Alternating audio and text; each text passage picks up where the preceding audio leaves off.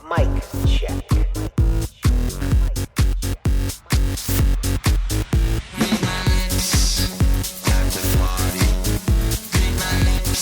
Konnichiwa and hello. Hey, Mike Landlord here. I am the owner of more than 216 local businesses across the Quad County shelf, and I've been the executive co-scribe of the Skatchenash Valley Chamber of Commerce for the last 6 years. You're listening to Small Business. It's a podcast where we talk about all the ins and outs and ups and downs of being a small business owner. Please talk to me on social media. It's a dark, scary world out there, and I'm all alone. It's at Why Not Landlord. I'd love to hear from you. Of course, we are talking about business here, but that's just a jumping off point. I'm open to talk about whatever. We're having fun. Which reminds me, like the rap thing, it's Tuesday. That means it's time for another mic drop. That's when I release an episode. That's what I'm going to start calling it. Because I'm Mike and I'm a fun guy. Who's been having a little too much fun recently? Xander, my intern out in Cali. Over the weekend, I noticed he had posted our little podcast here in the comedy category instead of business. Like, Xander, misunderstanding the assignment from way downtown. You might need to be terminated. Yeah, at first I was, less than super pumped about that because this is a business podcast. But then, we had a little holy crap. It's the dad. You guys. Oh, I love it. There's these ducks outside my window. Oh, look at him. Now he's bothering the ducklings. Oh, you better not. Now mom's snapping at him. Oh, you just kind of back up, Willis. Oh, gosh. Yeah, there's these ducks in my backyard, but the dad just shows up out of nowhere. I don't know where he's been. Where you been, Willis? Are the dads just not around as much? Maybe that's like a thing. I don't know. Oh, I could use my new jobby job. Alexa, hello? 6. Very good. Yes, 6. She's a little new. She's still working out the kinks, I guess. You got to be supportive, Alexa, are ducks' fathers not around as much as their moms? Like, is that normal? Oh, now he's looking at me. That one. Hi. Alexa, where do ducks' dads go when they leave for a while? I'm not quite sure how to help you with that. The dad is just looking right at me. Man, this guy is just staring me down. I feel like he's trying to tell me something. It's like telepathical or whatever. Huh? Okay, I'm gonna shut the curtain now. Alexa, can ducks see into your soul? 6.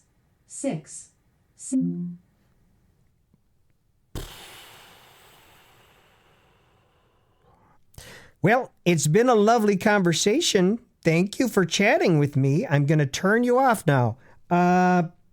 Let's jump into some listener questions. Meanwhile, I'm going to forget that all of that happened. Here we go. Carlotta J says, Hey, Mike, big fan of your commercials. I own a temp staffing agency and operate on a very thin margin. Some years, my operating margin is less than 10%. Ooh, yuck. For crying out loud. I've heard some business leaders say, quote, pay yourself first, end quote. But I usually have to wait until I accumulate a comfortable cash cushion to make a distribution to myself. What do you think about the advice, pay yourself first? Thanks, Carlotta. Thanks for writing in and asking that question. Look, that's rough. And I get it. You got to keep the lights on and pay your workers. At the same time, you don't pay yourself. That means you're not eating. You're getting evicted. And, pretty soon. You can't think straight. You're sleeping in random places. Look, I think your bigger problem here is that there's a lot of turnover in the temping space, right? So you send someone off to work for 3 weeks at something, then they come back, and then you got to do more work to find them another position. You got companies calling you every 3 weeks, 6 weeks, trying to find new workers. I mean, that's your margin problem right there. That's your 10%. You need stability to guarantee liquidity to increase solidity. Now, I'm thinking maybe you rethink the whole strategy. You got to reimagine what a temp agency can be.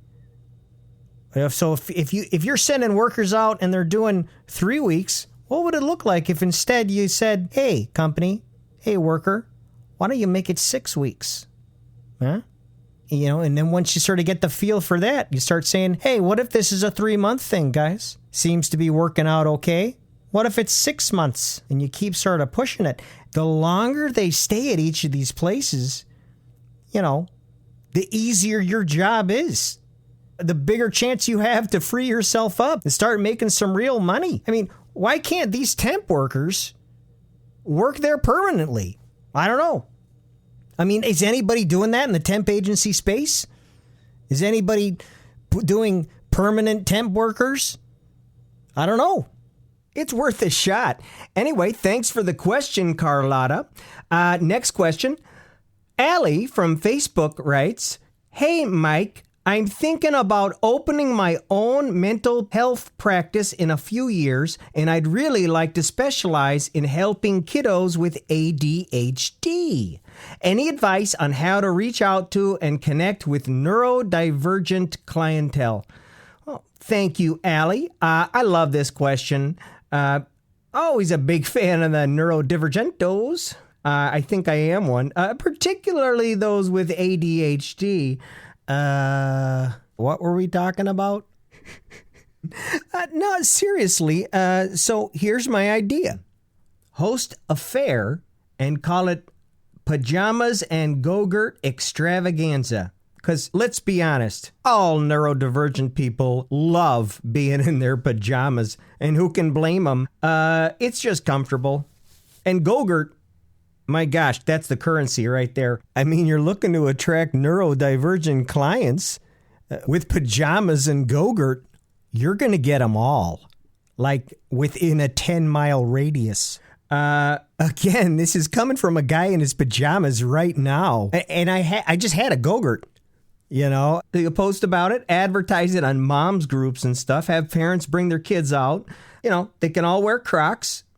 Do it outdoors if you can. Then set up a scavenger hunt where the kids have to go find a whole list of random nature stuff, like a stick the size of their arm, a brown rock, a dead leaf, that kind of thing. But every time they go look for something, they got to go past all these activity stations.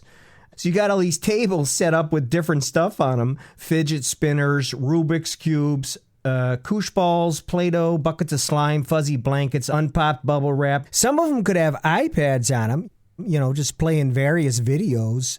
You want to lure them in with some targeted media content. Now, if we were talking about neurodivergent grown-ups, I'd say you'd want to do anything related to Avengers, Disney Pixar, SpongeBob, manga, anime, Lord of the Rings, Harry Potter, Game of Thrones, Star Trek, Doctor Who, Princess Bride, true crime, Asian soap operas, fan fiction, any of the Star Wars movies with Jar Jar Binks.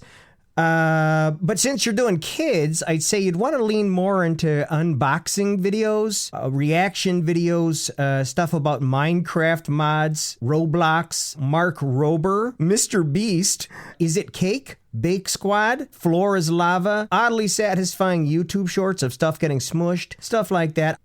Anyway, some of the kids will do the scavenger hunt as fast as they can. Others won't even make it past the first table. Either way, they get Gogurt. You know, every time they do anything, just keep pumping it into them. Kind of endless Gogurt. That ought to get you some clients. You could watch what tables they hang out at. You could diagnose them on the spot. Just watch them go, you know. ADHD, spectrum, ADHD, spectrum, and ADHD. Yeah, I think this one's a winner. Thanks for the question. Let me know if you do the fair, because I want to go to it. You know, look at me, Mr. Fun over here. We're going to take a quick commercial break. You're listening to Small Business with Mike Landlot. We'll be right back.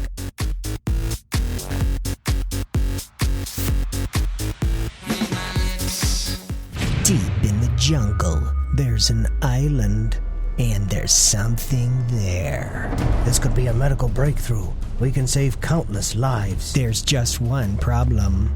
All of the medicine is inside dinosaurs. Luckily, there's a place where they are. An island. The scientists are nervous. Don't worry, boys. I got your back. She's in charge of keeping them safe. I'm just living the island life. He's in charge of sneaking them in there. But it's gonna have to be military style. 'Cause no one's dumb enough to go where they're going. Except them. Let's do this. They're locking and loading all their special weapons. These can handle dinosaurs. Or can they? They're going to the island. Which one? A different one. One we didn't even know about. No, not that one. Not that one either. Or that one. It's another different one. This is the island where it was the research facility. It's all been a secret. Until now. The facility's all messed up. What could have done this? Probably dinosaurs. Or also it being neglected for a long time. There's these glass canisters with dead velociraptors floating in them. Floating in fluid. They got a dinosaur fetus in a jar too. What happened here? Probably illegal science. Don't put your face right up to the glass. It just might jump scare ya. Don't even blink an eye, 'cause maybe it's gonna blink an eye, and then you'll know.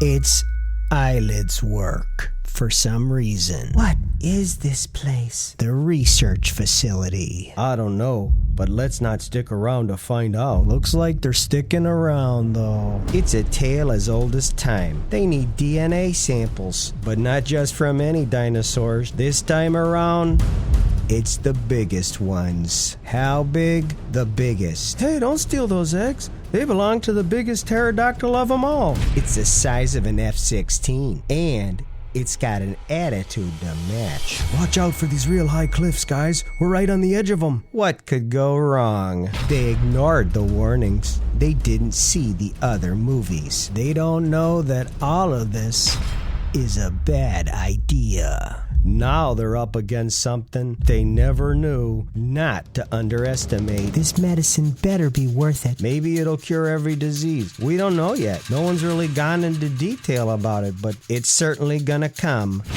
at a price. Did someone say raptors? I hope not, because they kill you. They're so good at doing that. This motley crew of medicine hunters don't even know these 6-foot turkeys are coming to dinner. And you're on the menu, upside down Thanksgiving style. Are the raptors still clicking that one big claw on the floor when they want to be extra scary? You know they are. These dinosaurs were too dangerous for the original park. They were just too intense. So they had to keep them separate. They were left here on this forbidden island, abandoned. No one to feed them or do science on them. You know what happens to a meat eater when you treat it bad? It just keeps eating meat. You better watch out. The worst of the worst are about to strike first. There's something in the trees. It's bigger than the other scary ones, and it's not what you think. Unless...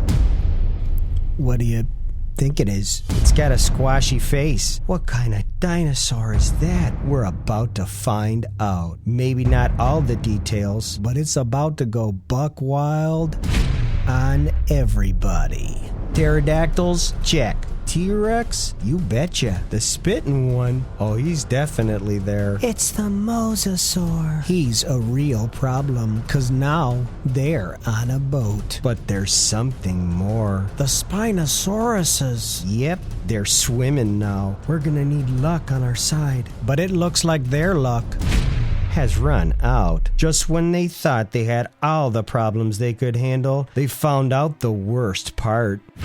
The Spinosauruses have joined forces to help the Mosasaur. You guessed it, they're working together now. Even though they didn't need to. They could kill you individually. But now they can extra kill you because of this epic team-up. Too bad they're in a small boat and not a big one. It's like Jaws in that way. Scarlett Johansson. We gotta go now. Mahershala Ali. And every dinosaur ever come together for a blockbuster that will bust your prehistoric block this summer. Encase all your mosquitoes in amber. Get all your Henry Woos to the dock and grab your Mr. DNAs. That's right, Universal Pictures invites you to go back to a place we've never been before. To do something we totally have. Strap in for more totally sick dinosaur action than you can shake a Jell-O spoon at. Hold on to your butts. Jurassic World Rebirth. In theaters July 2nd. Hey guys, welcome back to Small Business with Mike Landlot. Full disclosure, that was not a real ad. I was just sort of auditioning to show advertisers out there the kind of testimonial ads I can do for them. That was a fun one. You know, I'm real excited to see that one. Before the break, we were going through questions from listeners. I've got another one here from Roxy on Facebook. Roxy writes, I run a small nonprofit roller derby league with friends. That sounds cool. It's in Montana, and it's called Electric City Roller Derby. Any ideas on how to increase brand recognition in my region? Well, you're in Montana, Roxy. Sounds like you're really up against it. Up Montana way, it's a lot of regular folks out there in the great American West, sort of live and let live. It's a particular quandary trying to market to folks in that region. They're all about working hard, taking in the natural beauty, being the stewards of the land, guarding mountains, tending buffalo herds. They're real big on fences there, maintaining them. So you kind of got to come up with something that breaks down that barbed wire, figuratively speaking. But you're going to want to keep it figurative because literally speaking, you'll get shot if you try that. Folks there are liable to walk right past any little flyer you put up saying, check out my derby league. They're probably busy that night watching Yellowstone saying, hey, look, it's us. So my best advice in order to sort of cut through that individualistic haze they got going on there, you got to convince locals that you're a threat. You got to convince them that your roller derby league is straight up dangerous. We're talking Footloose style. So what you do is you put flyers up everywhere, all over town, from the Montana Network of Christian Dads, or Monakid, and it's basically saying, roller derby is sinful. These gals are ruining the town. It's the devil's work. And make sure it's the devil's work is in a big font. And you got to include a photo of a real conservative-looking, middle-aged white dad. Put that up on there as sort of a representative for Monakid. And everywhere you put up one of these flyers, you put up a roller derby raffle sign-up flyer right next to it with a red pen taped to a string. Guarantee you, within a week, people will have defaced almost all of the photos of the guy on the other flyer using the red pen, giving him devil horns, crossing out his eyes. And that's the sort of thing. That little move right there, that'll energize the youth and the rebellious types, obviously toward anybody who's being sanctimonious toward them, but sort of Trojan horse style. It'll get people on the side of your roller derby league. Maybe do another one from the Montana Network of Christian Moms, Monakum, with a photo of a super Christian old lady on it and say, they're out there playing their wild rock and roll music, wearing those scandalous short skirts of theirs. You can see their holy cupcakes. Then you could do a special promotional event where you take that flyer and then you go to a public place with lots of young people. You could just have that part of the flyer with the old woman's face on it and sort of make a big sign of it saying, you can see their holy cupcakes. And you could pass out holy cupcakes, little cupcakes with crosses on them, and just be like, here's one of our holy cupcakes. Come see us on Friday. Just blasting rock music. I think that could work. Just becoming the bad girls in town. I don't know. Let me know. I'd love to see you guys play. I've never been to Montana. But if you have any videos or whatever, send them my way. I think roller derby's a thing I could get into. The world's my oyster.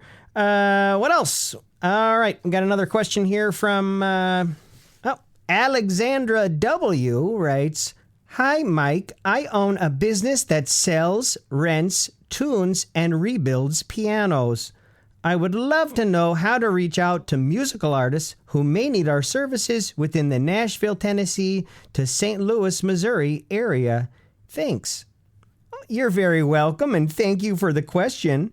Piano tuning, that's a specialty business. I could be wrong, but there's probably some thin quality margins between competitors. It's hard to be better than others. Probably even harder to stand out. You got to get some good old-fashioned brand recognition. My intern and I were talking about how some businesses will just make YouTube videos on TikTok and Instagram where they do a job for free for some person they find that really needs it. And, people like to watch it. What if you went into like a saloon type place or a Sunday school or something and offered to tune their piano free? You could sort of set up a camera, show the whole process super sped up and, narrate it like, oh, when I first got here, the piano was not in good shape. This is an Epstein 300. It's about 60 years old and and the wear is really starting to show on the keypads. They needed a complete rework throughout the whole the encasing cavity, and the bearings were worn down to the studs. That sort of thing, and sort of showing it as you play it, whatever is sort of remarkable about it. People get into that kind of thing, especially the technical niche-y type stuff. I mean, I'll watch a 10-minute video of a guy trimming a cow's hoof, and I don't care about cow's hooves at all. Also, people like when you cover the whole screen in captions, and you could get one of those AI ladies to say something in the beginning like, you won't believe how effed up this piano was, kind of thing. The other option, it requires hiring an actor. The ultimate goal here is to get this quote-unquote local musician to threaten to sue your business for ruining their piano by tuning it too well. But you have them try their case in the court of public opinion. You get this piano-playing actor to get on any local news station, Nashville, St. Louis, doesn't matter. Have them talking about how you don't understand him as an artist. So you'd get like the news thing going, but this local musician is now suing the piano tuners for tuning his pianos too well. And then you just cut to him wearing like a kimono and sunglasses, looking like this super out-of-touch artist type, real arrogant, and have him saying like, people love my music. It's my artistic revolution to play these really out-of-tune pianos, and haters just don't understand. And then he'll be like, I do have one piano left that they didn't ruin. I'll play it for you now. He starts performing, and it just sounds awful, like complete garbage. People are going to hate this guy, and he just keeps saying how your piano tuners are the only thing holding back his artistic vision. Clip that out for social media, and you'll be golden. I don't know. These are my suggestions, guys. They're just sort of kind of weird, but that's the way I roll. We're going to take another quick commercial break. You're listening to Small Business with Mike Landlot. We'll be right back.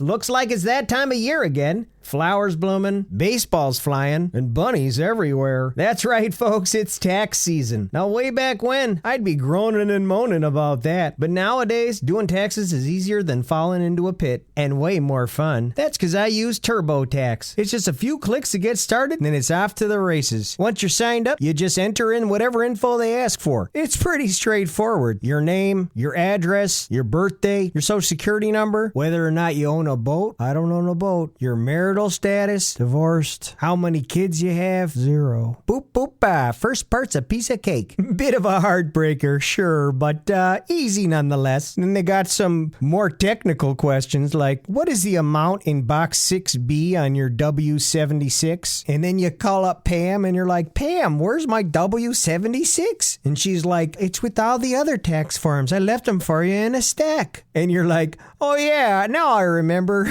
Sorry, Pam. And then there's like this weird silence while you're getting up the courage. She's like, is there anything else you need? And you're like, Pam, is there any way you'd do the TurboTax for me this? And she cuts you off. She's like, Mike, we talked about this. You gotta learn how to do this stuff. And you're like, I know. You're just so good with this stuff. And she's like, we talked about boundaries, Mike. Come on. And so you say, oh no, Pam, forget I asked. Don't even worry about it.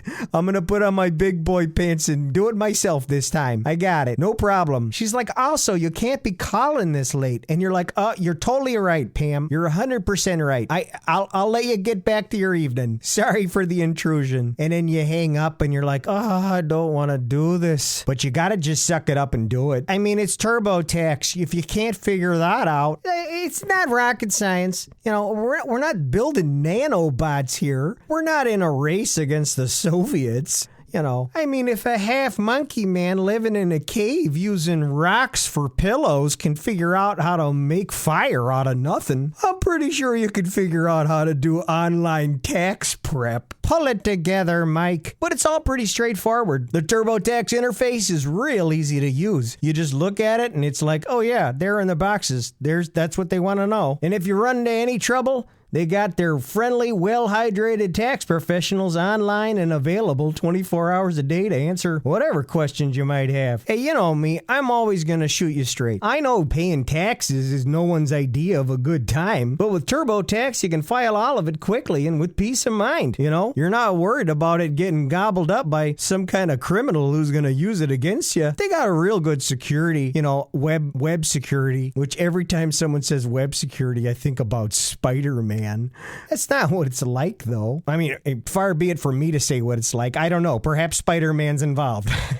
I'm just kidding. No, they help you knock it out, you know, and get back to doing what you do best, you know, which is whatever you do best. What are you good at? I don't know. I'm good at making commercials. That's for sure. I'm not trying to brag, but, you know, I cut a good spot, as they say. Look, here's the deal. In the land of the free, you got all this opportunity to go make a buck, start a business, live your dream. Only thing Uncle Sam asks in return is that you give him some money. Seems like a fair trade-off to me. You can call me a flaming progressive, but I like highways and, you know, having police officers and fire trucks and stuff like that. Yeah, it's good to have a social safety net, you know. I'm not looking to be Scrooge McDuck rich and then have to step over a bunch of emaciated dead bodies on my way to the market, you know. So I'm fine with paying taxes. Go ahead, tax me. Just let me do business, you know. I'll make as much money as I can. I'm happy to pay it back. Just pay a portion to keep everything running smoothly. Our military funded, all that stuff. Outer space exploration. Sounds good to me. Keep the national parks, you know, national. You know, an elk will just die in the middle of some beautiful place and the carcass will just sit there getting picked at by buzzards. I want someone to clean that up before I go on vacation, you know? I'm not trying to see a 500-pound carcass full of ants and whatever. Now, some people are talking about how they might just disband the IRS and you won't even need accountants anymore. You just pay taxes the same percentage. You just wrote a calculator and say, I made this much, and then you pay it and you're done. I don't know if that's a good idea or not, but I'm thinking people who have more money should probably pay more taxes. I don't know if that aligns with a particular political belief, but it just kind of seems fair to me, you know. If some guy's got barely enough to buy bacon and feed his children, and he's living in a hovel or something, take 15% of that guy's money, and he's like, okay, guys, I guess we can't have bacon this month. Seems like it's only fair to have the other guy who makes a bajillion dillion dollars say, hey, we're going to take like 3 times as much as that from you. And we're like, oh, don't take my money. Then you're like,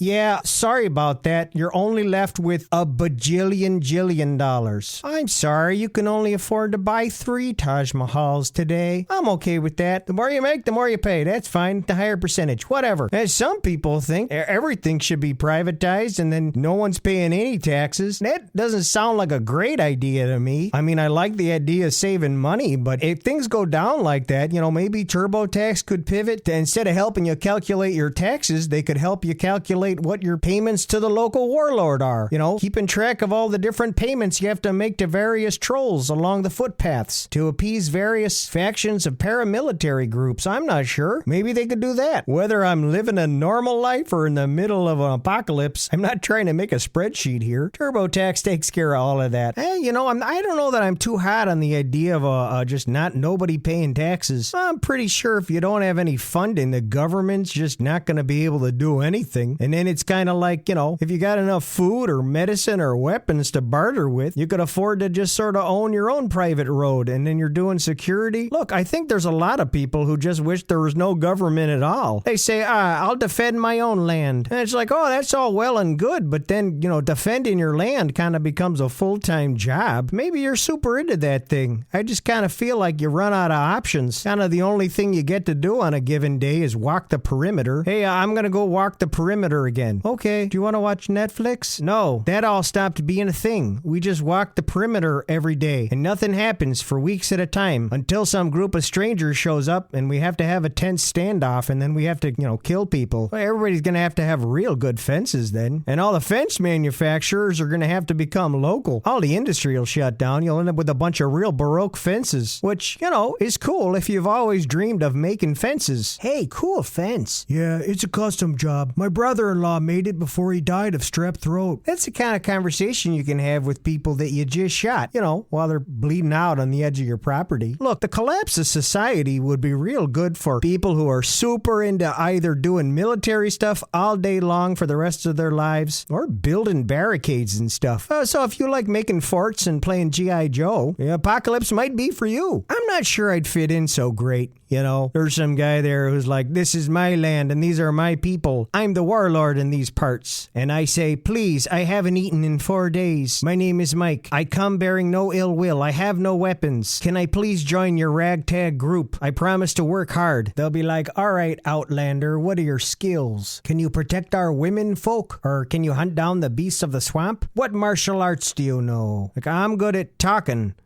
I make a good commercial. I can help you come up with some real good promo items for your cult. They're like, can you make soap? And I'm like, no, I can't make soap. I like using it. Do you have any?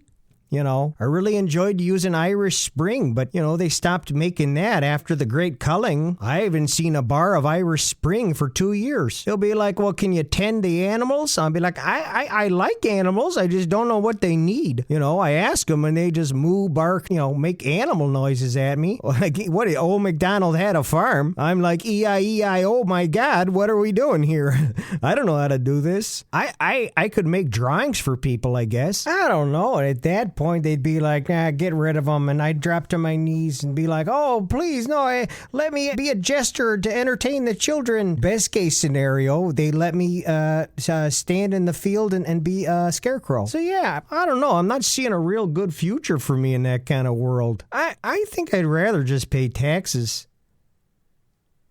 You know? TurboTax. Let's break it down. Welcome back to Small Business with Mike Landlot. Again, that was not a real ad, but I just wanted to do a little special announcement here. Next episode looks like I'm going to be having my very first guest here on the program. My good buddy Lippy's coming out, so we'll see how that goes. But seriously, I want to hear from you guys. You can do that on YouTube. The podcast episodes are there. Leave me your comments. Hit me up on the Twitter.